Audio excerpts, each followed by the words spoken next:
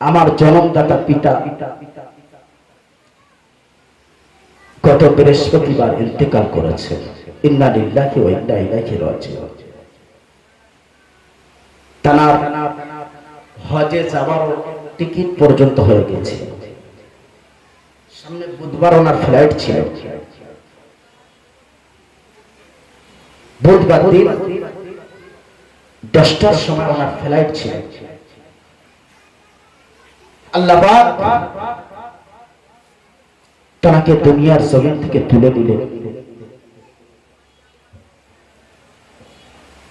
কত কষ্ট, কত মেহনত করে আমাদেরকে মানুষ করে গিয়েছে, আজ মাটির খোরাক হয়ে গেল। হঠাৎ ঠিক মাগরিবের পরেই আমার একটা অনুষ্ঠান ছিল। আমি তখন ওখানে ছিলাম, সবে মাইক ছেড়ে উঠেছে। সেই সময় আমাকে ফোন আসে যে আব্বাজির খুব শরীর অসুস্থ। সঙ্গে সঙ্গে বেডে চলে আসি। এসে দেখলাম যে ওনার দমের কষ্টটা খুব হচ্ছে। সঙ্গে সঙ্গে আমি ডাক্তারখানায় নিয়ে চলে যাই।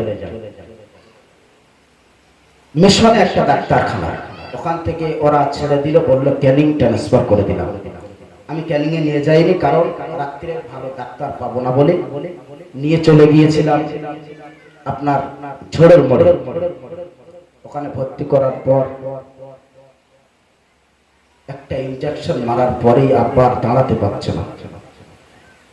কাটা মুরগি যেমন জবাই করলে যেমন মুরগি যেমন ছটপট ছটপট করে, ঠিক তেমন ছটপট ছটপট করতে শুরু করলো। সে দুঃখে বহুত বিষয় হয়ে গেল।